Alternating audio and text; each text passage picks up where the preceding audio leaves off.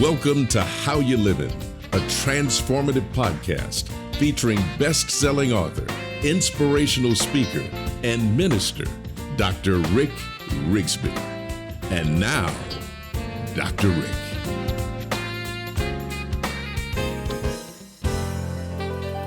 Hello, friends. Thanks so much for joining us. What are your expectations for today? No, really. What do you think you want to accomplish this day? Have you ever thought about that? And how are you going to accomplish what you want? You see, our brains are wired to have goals each and every day. But how do you reach that goal? I believe it's through expectations. I'm sure most of us have goals. Goals are aspirational. They aspire us to reach a higher level. Goals are targets that we strive to hit. Expectations help us reach those goals. Expectations are the habits and the actions that help us get where we need to go. They're things that we expect to occur. Listen to this, friends. If we reach our goal just 50% of the time, that's phenomenal. A Hall of Fame induction awaits most Major League Baseball players with a batting average of 300 or above. And while the goal is to get a hit at each and every at-bat, you only need 3 hits out of every 10 at-bats to hit 300. The expectation is the batter will be focused. The batter will do his best. The batter will battle the pitcher and will not back down. Goals inspire us to achieve. Expectations offer the action steps for achievement. Our focus today in this podcast is on expectations. Expectations give us simple habits. They offer us a code of conduct. Expectations offer a pathway to reach our goals. Now, while the goal is the finish line, expectations help us reach the finish line in the right way. You might look at expectations as our daily actions, our attitudes and practices that get us to our goal. And if we set clear expectations for the day, we should never expect to deviate from the course of accomplishing our goal. Let me explain why this is important. We all experience difficult moments throughout the day, challenging phone calls, a disagreement with someone. You're driving along minding your own business when someone else experiences road rage, and the next thing you know, they're blaring their horn at you. These scenarios are upsetting. But what if your goal is to be a joyful and a peaceful person? This is what you do. First, set the expectation. I will not allow others to affect my joy and peace today. Second, determine before leaving the house what your response will be, what your attitude will be, and what your action will be, regardless of what is said or what happens to you. Regardless of what happens, I'm going to breathe today. I'm not going to immediately react in an emotive way. I'm going to challenge myself to think the best, regardless of the circumstance, regardless of the situation. And I'm going to determine that my action will be in the best interest of all parties involved. Now, friends, allow me a personal confession. A weakness that I have is allowing the stresses of others to affect me. And I have a wife who is the exact opposite. She functions above the fray, and it absolutely amazes me. We've talked about this for years. My wife's simple daily goal is this: others will not affect my well-being.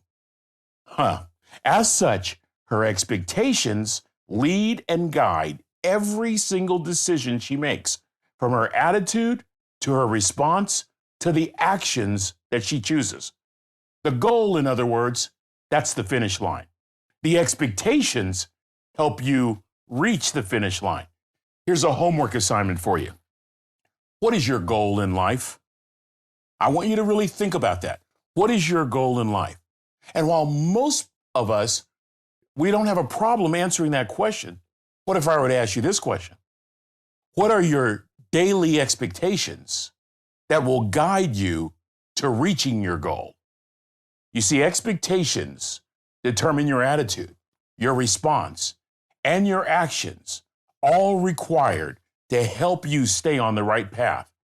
This is what I've decided. No matter what happens to me today, my expectations must be my joy and my peace are going to be worked out in a systematic way.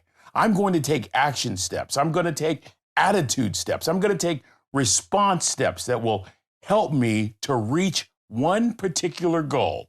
What is that goal? No one is going to affect my peace. No one is going to affect my joy. And so as a result, my attitude is going to remain positive as best I can. My response will not be emotive or reactive as much as possible. My actions will be in the best interest of all parties as often as possible. Now, let me be clear, this doesn't always work.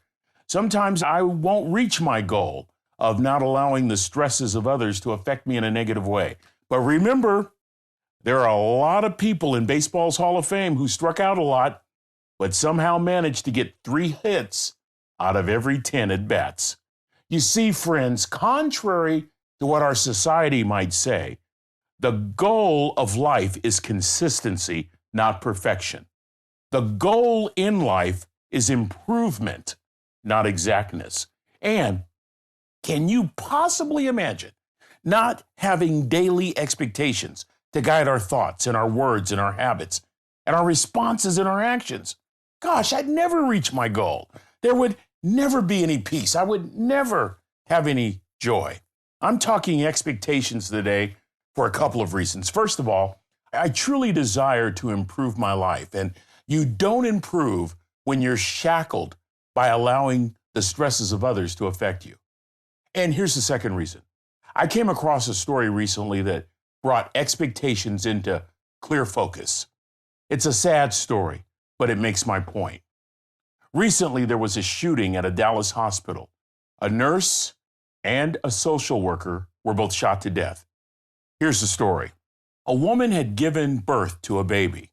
Her boyfriend allegedly came into her hospital room and assaulted her. Unaware of what was going on in the hospital room, a nurse and a social worker entered the room to check on the new mother. That's when they both were shot to death. The suspect has been charged with capital murder. The social worker was Jacqueline Pakua. Jacqueline was a single mom from Ghana in West Africa. She came to the United States to attend school. She actually earned a master's degree in social work a couple of years ago, all while raising her son, Nigel. During the funeral, Jacqueline was remembered as a person who just loved everybody. There was a portion of the funeral service where her 12-year-old son, Nigel, stood up and read a letter to his mother. A part of that letter really spoke to me. In part, Nigel said, "I promise you, I'm going to live your expectations for me. I only ask of you, Mom, to keep watch over me while you're in heaven, for I will be needing that always." Oh, may God be with you, young Nigel, who now goes through life without his mom. But Nigel's words have remained in my heart with a piercing familiarity. Nigel's goal? Honor Mom. Nigel's expectations? I will honor her always by living right daily, by acting right, by being good, by doing good. The example of a 12-year-old young man has gripped my heart. I remember after hearing that story, I prayed this prayer. Dear Jesus, I promise to live your expectations of me today. I only ask that you keep watch over me from heaven as I walk in a manner pleasing to you. Amen. Nigel's goal is to honor his mom. Nigel's expectations reflect his attitude, his actions, and responses. And those expectations push him daily toward the finish line of achieving his goal. My question is simply this: what is your ultimate goal in life? And what are you doing today to help you reach that finish line? May our inspiration be 12-year-old Nigel, who fully expects to live in a manner that honors his departed mom. Well, friends, that's going to do it for this episode. Until we meet again, this is Dr. Rick, asking the most important question I can ask. How you living? Are you ready to make an impact in your world right now? Do you want to stop existing and start living your best life right now? Dr. Rick wants to give you the first chapter of his best-selling book, Lessons from a Third Grade Dropout, absolutely free.